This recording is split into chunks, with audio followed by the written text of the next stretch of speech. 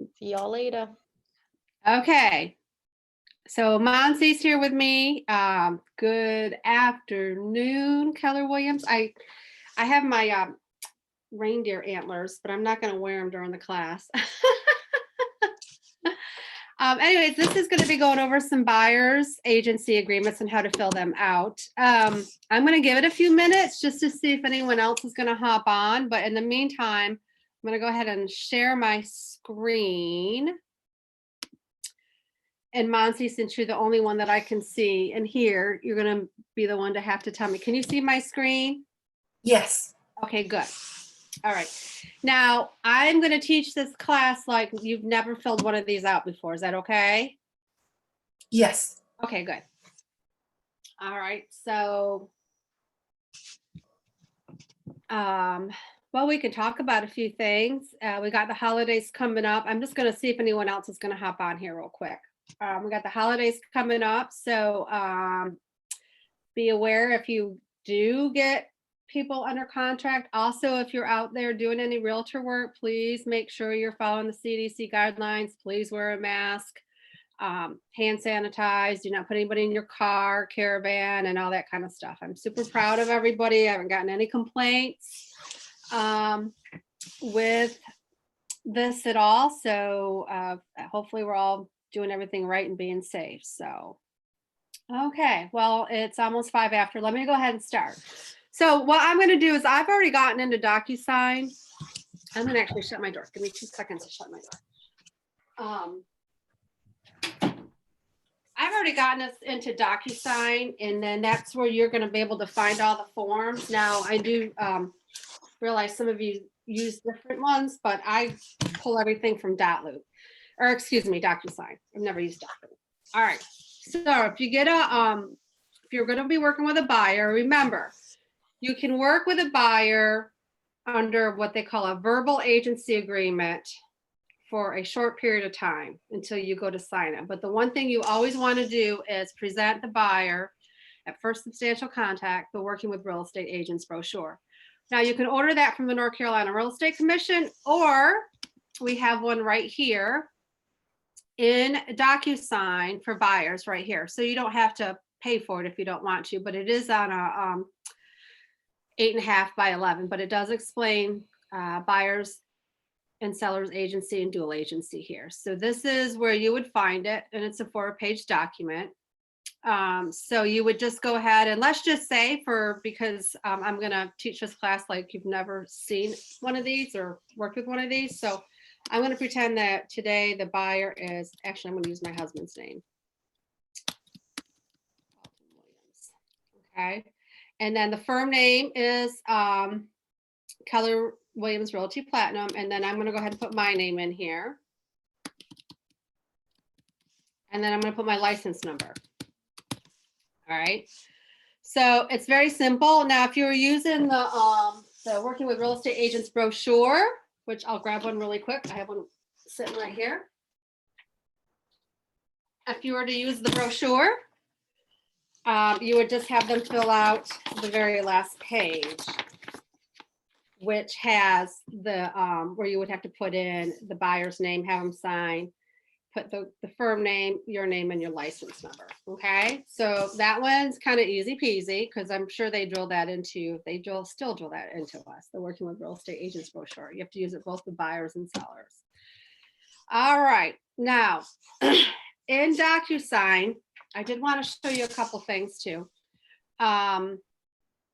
It's form 201. Now, however, if you ever just want to find out where the guidelines are to fill these out, it's usually like the form number is 201, you usually see 201G. So that means guidelines. So if you ever get stuck filling out or, need to explain something or don't understand something, this guideline form will go through and show you how to fill it, explain it to you and give you definitions. But for all intents and purposes today, we're just going to go ahead and fill out a buyer's agency agreement. All right. And I'm going to go through a little bit really quickly and talk about how I explain it to some of my buyers as well. So the exclusive right is to buyer's agency agreement. I'm going to go ahead and put in today's date. which is the Oh, 16. yeah, 1216. And it's between Alton Williams. One thing when you're in DocuSign, once you put in the buyer's name in one of the forms, it will automatically, it should automatically transpose that buyer's name into another corresponding form, in which it did here. See, it says Alton Williams. And then of course the firm is Keller Williams Realty Platinum here. All right. And then this will put us into an agency agreement. All right. So the individual agent who signs this agreement is working on behalf of the firm. So we always put the firm here, but you're going to sign it as the agent on the end. All right. And again, it's going to highlight in bold here that the buyer needs to be aware that there's a working with real estate agents brochure. It's right here in bold. So they again tell you that you need to at least, that form is first substantial contact. The buyer's agency agreement is after maybe you've met with them once or twice, then you get them to sign this. So, but definitely before you put in an offer, don't be writing offers without having your buyer fill this out. Okay. So I already know that my buyer is looking for, and I've already clicked this, residential property, and that we are actually just going to look in Wake and Johnson County. Now, you can put in here, I've seen people put in here, triangle area, which is fine. We just needed to know somewhere where you are going to be helping this buyer along. I mean, you don't want to be looking down at the beach. You know, you don't want to be subject to this agency agreement. And they said, well, you signed this agency, you got to show me property at the beach. You just want to kind of define an area. All right. And at the term of this agreement, now, since we're doing this today, I'm going to go ahead and put it in for today. However, you can backdate it. Say I met Alton last week. So I'm going to say, well, we've in effect had a verbal agreement last week, so I can backdate that, put that right there. Now, this is a change that they did. Now, so you can click on one of these. I actually do have a buyer who's an investor, and I get tired every time we put in an offer, every time we, I've been working with her for 3 years. This is kind of cool that they went ahead and put this in here. For buyers who may purchase more than one property, you can click this button, or you can click this button, and this is for like a one-time deal.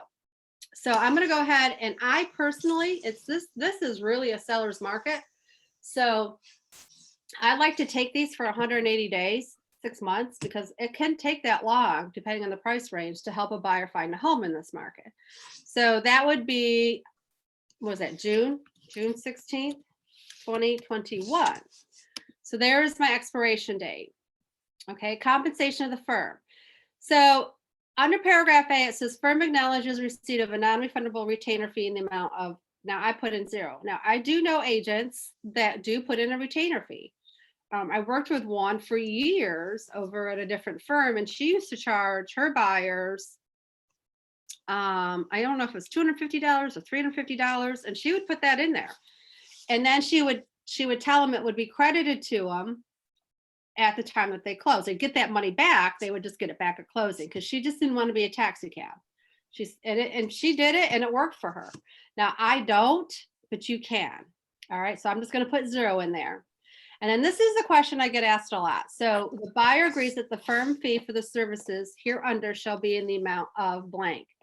I typically write in 2.4% or per MLS, whichever is higher in there. Because some new construction homes are 2.5%, some are 3%. Sometimes if you go into different surrounding counties like Harnett County, they might offer a 3% buyer's agent. So I don't want to exclude all that, but I want at least at a minimum to get the 2.4%. So I always put that in there like that. Okay. And so when I'm filling this out with a buyer and I'm sitting down with them, I'm telling them, look, this is the fee that it's called broker reciprocity. This is what the firm expects to get paid. And, but if you're working with a for sale by owner, or if we want to get something with a for sale by owner, I don't work for free. So this fee here does get paid if you're going to use my services. But most, 90% of the time, it's going to be paid through broker reciprocity. All right. And so again, this is a little bit of some explanation and verbiage that, I'm going to help we're going to seek the fee from a cooperating listing first. If the buyer purchases a property where the compensation is offered by the listing firm, that we are entitled to get it. If there's any additional compensation, like bonuses, rebates and stuff, that we are entitled to get it. And that the fee is earned at the time of closing, basically. That's all this says right here. Okay. And that there's a 30-day rider. I usually put a 30-day rider on there. And what that means is if my buyer and I looked at a house at 123 Main Street, and we looked at the house on June 16th, 2021, and they decided within 30 days after that date that they went back and wanted to buy that, I would still be considered procuring cause and entitled to that compensation. So that's why that rider's in there. Okay.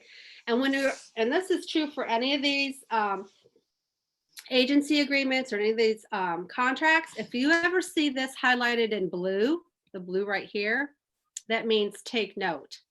If you see something highlighted in red, and I don't know if it does right here. See this red? That means warning. All right. So whenever you see something in blue on these, the North Carolina Real Estate Commission, in conjunction with the North Carolina Bar Association, feels like it's something that should be brought to their attention.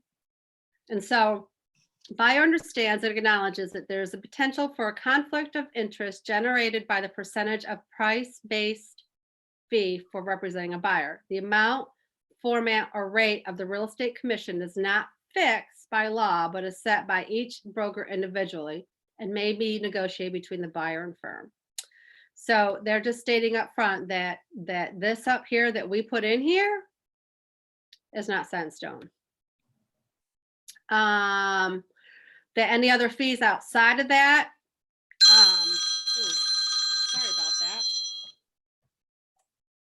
Outside of that is the buyer's responsible for as well. That means their attorney and stuff, and any type of contractors and stuff like that, they're responsible for. It doesn't come out of our fee. Number 5 says that I can work with other potential buyers that may be interested in the same type of home that these buyers are already interested in. And this goes through what all of our duties are. And that is basically to perform to the terms of the agreement, seek the property at the price and terms acceptable, present everything in a timely manner, disclose all material facts, account for money and anything concerning the transaction in a timely manner. This is basically what we do. This is our service. Number 7 would be if there was a famous person, they didn't want to disclose their name. And when you think about it, we live in the Raleigh area and we have Carolina hurricanes. So we have some hurricane players that may want to buy property with us and they don't want their name, because if it's Cam Ward or Justin Williams or whoever it is out there, they don't want people to know that they're buying the property, because it gives them a disadvantage, because they think, well, they have all the money, so that's where that would come in. And that we have to comply with fair housing, which we all know what that is. We have to conduct all of our brokerage activities, and we can't discriminate on race, color, religion, sex, national origin, handicap, familial status, and all that. So that's already in there. And that it goes through what their duties are, and their duties are to cooperate with the firm and to work exclusively with us, comply with reasonable requests of data that we need, be available for reasonable periods of time, be there for appointments, conduct all negotiations and communications through the firm, don't work outside of us, and conduct all the due diligence on the property, and they have to pay for all their products and services. All right. And they also realize that we're real estate agents. We are not inspectors. We're not attorneys. We're not CPAs. We're not surveyors. We're not appraisers, all that. So this says right up front that they need to seek professional and legal advice outside of what involves us as a real estate agent. All right. So when you're doing this buyer's agency agreement with your buyer, it's good to get a sample offer to purchase contract so they can review it. The question and answers, I'm going to go over that with you. I have that next. And the professional services, I'm going to check all these because I'm going to give those to my buyer at the time. And this goes through the home warranty that they may be interested, or they may even be offered a home warranty on the house that they're buying. And that we get no, I always NA that because we're not affiliated with any home warranty services. Confidentiality of the offers, that just states here that we are required by the North Carolina Real Estate Commission from disclosing any of the price, terms, and conditions on a property. Doesn't mean the seller can't blab all day long when they get the offer, but it just means that you, the agent, have to comply with confidentiality. Right here would be the additional provisions addendum, and this one I don't have any. But if you did, you would put it there. And then items or paragraph 14 all the way through 15 to me is exactly this. It goes again and reiterates what agency is. All right. What a dual agent is, what a buyer's agent is, and what your role is as a dual agent, what your role is as a buyer's agent, and goes through and really basically talks about this exact same information. But here's where we're going to authorize. They're going to authorize how that we can act as a dual agent, and if we're going to be a designated agent. So here's what I'm going to tell you. You always want the buyer to initial the first block or the underlines here, because you always want us to be a dual agent, because that means that if Lynn Johnson, who's an agent of ours, has a Keller Williams sign out in front of her house, she's selling it, and I bring my buyer, we're acting as a dual agent. But our firm here at the Garner Clayton office, we also don't. You can be, if you're a broker, you can be a dual agent all day long and not be designated. But if you're a provisional broker, you're going to need the buyer to check here, because you're going to only represent one side until you become a broker. Does that make sense? All right. And if it's dual agency compensation, this is where it gets a little confusing, because people ask me all the time. What I write in here is 6%. That just says that's what we're expected to receive. All right. Please try to make the buyer understand that that's just disclosing up front that if we are in a dual agency, this is what the whole firm is expected to get. Now, do we get it? You know, the listing agent could maybe have a 5% listing fee or even a 7%, but what we expect to get is 6% on that. So that just shows it up front, okay? And that right, number 15 just says that if any dispute arises, that we're going to try to mediate it. Actually, we are going to mediate it before we start suing each other's pants off. So it's just, you know, like even if I get mad at the other agent, we're going to try to mediate it and arbitrate it before we start going to court. And that this is going to be the agreement in its entirety, meaning we've made no other handshake deals outside of this, no other money's going to exchange or anything, right? And there's another blue, and it should say, again, I always try to read them to the buyer just because there's a reason they marked it blue.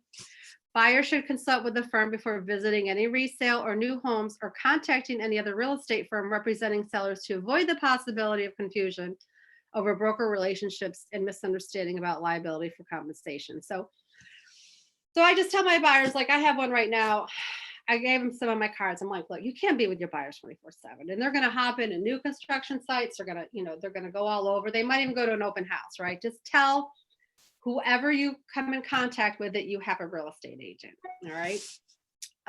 Photographs and video. This just states too that you can't take photography or videos without permission from the seller. You can video things in plain view, because that's what you're going to see the pictures of in the MLS, but you can't open a cupboard door or their closet door and things like that, because that's their personal stuff, right? That's what that talks about.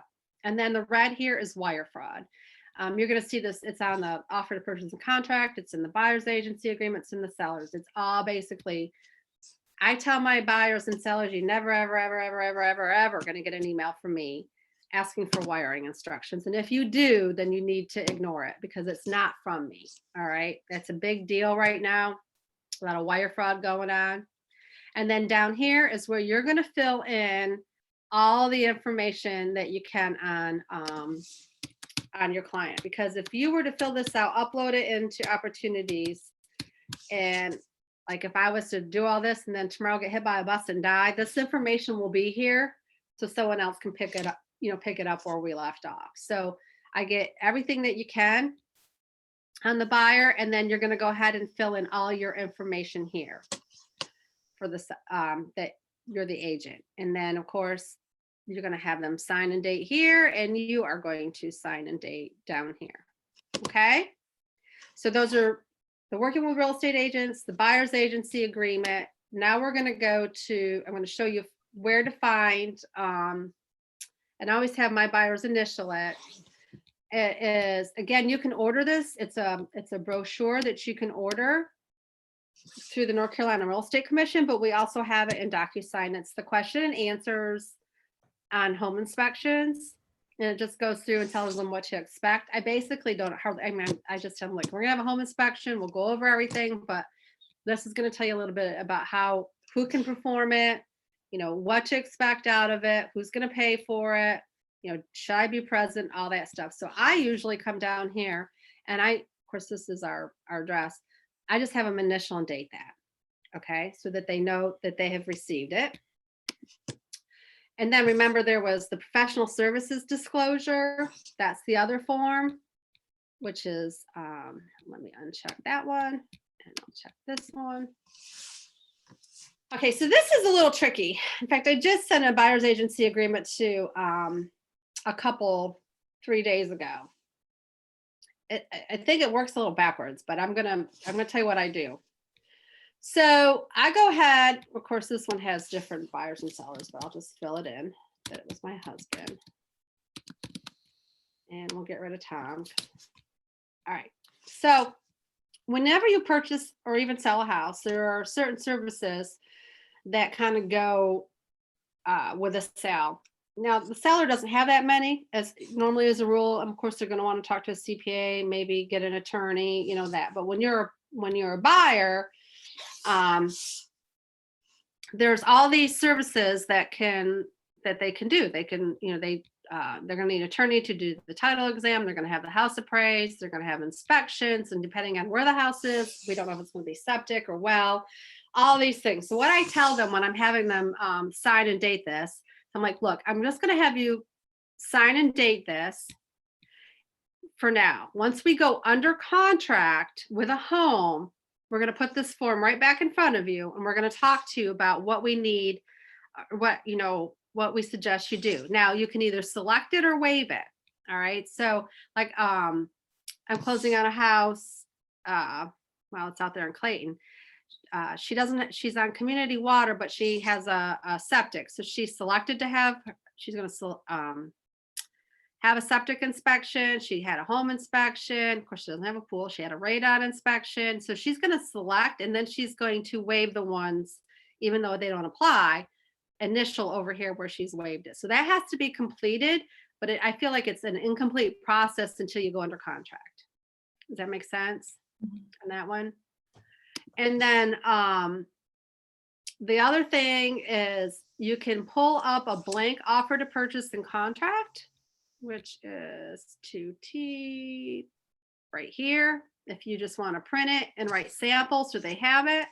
But the other thing, if you're working with a buyer in our firm, they have to fill out what they call affiliated business disclosure. I'm going to pull this up. And all this means is that the owners of Keller Williams Realty Platinum have ownership in 2 of the other services that can be offered. So you're just disclosing that. In fact, it says right here, this is just to give you notice that Garner Platinum Partners LLC, doing business as Keller Williams Realty, has the following business relationships: equity title services and equity mortgage builder. So there's just an ownership. Do they need to use it? No. And can they use it? Yes. But it just is saying up front that you were told that there's a business affiliation, so they can't come back and say, well, you never told me that equity builder or equity mortgage, equity builder mortgage is, part ownership with some ownership of Keller Williams. That's all this is. And then you just have them date and sign there. Okay. So when you're filling out the buyer's agency agreement, and I have new compliance sheets that are uploaded at KWP Agents, so you can kind of do a little checklist. but you're going to want to do the buyer's agency agreement, the professional services, the home inspections, the sample offer to purchase and contract, of course, the working with real estate agents, and the affiliated business disclosure. And that's what you're going to need to get started with a buyer. So, all right, Monzi, I think you're the only one that's on here today. Did you have any questions? Did I go too fast for you? No, and I do have a question. Are any of these forms in Spanish? Yeah. Okay. Yes, they are. If you go to ncrealtors.org, ncrealtors.org, you're going to need to, and if you haven't already, you're going to need to register under your NERDS number. Remember that long, I think it's I don't know if it's 16 digits or 9-digit number. It's a real long number. Go ahead and register because you belong to belong to an association. And once you register in that, in the top right-hand corner, you're going to click on, or you can do the search if you want. You can click forms, but you can click on forms, or you can search Spanish forms. But they do have them in Spanish now. Okay. All the forms, even the working with real estate? Yeah, you know what? Since it's just, let me go ahead and log on. Because I have a prospect, several prospects already. All right. Give me a second.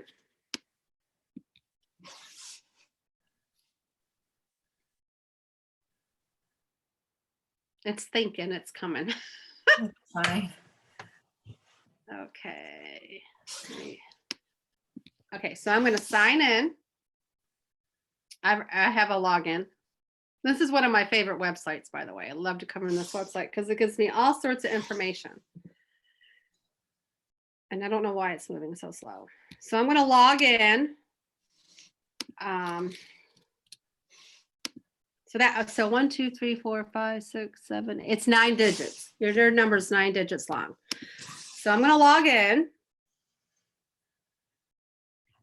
And you just register. Have you done that? Have you registered with your NERDS number yet?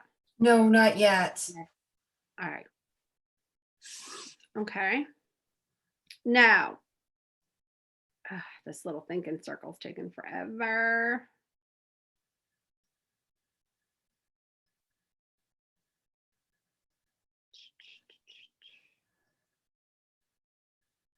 Well, I am so sorry. So Amy, would I provide them would I review with the buyer only the Spanish one, or would I have to give them the English version just for? Very good question. All we need is the Spanish one from you. If that's all they understand, then I would do the Spanish one. And that's why, and I'm so sorry. It's not, I don't know why it's taken so long to open.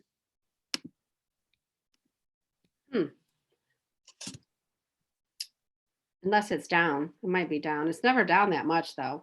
But once you log in, see this little pen thing right here? This says forms and contracts. I'm just going to go ahead and click on it.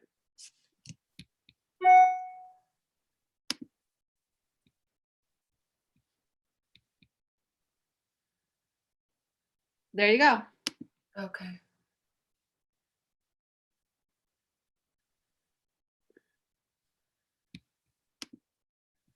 Well, I don't know why it's not working, but there we go. It's just really slow right now. It's the weather. All right, let's see. It's just really slow. There you go. See, it doesn't have a lot, but I think it has enough to at least get them. See, you just have to go through and see ones they have in there. Contract forms. Oh, these are English. But anyways, if you click Spanish, they do have them in here. They have some Spanish ones in here. And I think, I'm not sure if the North Carolina Real Estate Commission has them. But yeah, they're in here. Okay. So I would get on that. Did you have anything else, Monzi? So with those forms, Amy, the Spanish ones, would I have to download them or print them and then put them in DocuSign, or how does Well, that? you don't have to put them in DocuSign. What you just need to do is you'll have to download and print them and fill them out, because you'll probably be filling them out in Spanish too, right? I mean, Yes, yeah. yes. So you'll just print them, and then what you'll do is when you scan them and upload them to your DocuSign account, you're not going to have them in the DocuSign forms. You're just going to upload them into your DocuSign, or just have them sign it right there in person. And then you're just going to upload it into your opportunities. You're going to kind of miss that step on the DocuSign forms because we don't have them in Spanish yet. Mhm. I should say yet. Okay, All right. sounds good. I'm gonna print them and just review them because it's been a while since I've seen them. Yeah. But you have to register. So, Yes. all right, folks. Well, that's really all I had for today. This is my last forms classes this for the year, I guess. And then in January, we're going to start all over again with listing, the listing documents, the offer to purchase, and then the buyer's agency agreement all over again. We'll just keep redoing some of those because everybody's hopping on. And then, of course, in June and July, we'll start getting the revisions coming in. So there'll be some changes. There's changes every year. I've been doing this 20 years. They change something every year on us. So, all right, folks. Well, thanks for hopping on, Monzi. They're going to record this and put this on Facebook. So you have a great day. In fact, I am going to go ahead and stop recording this.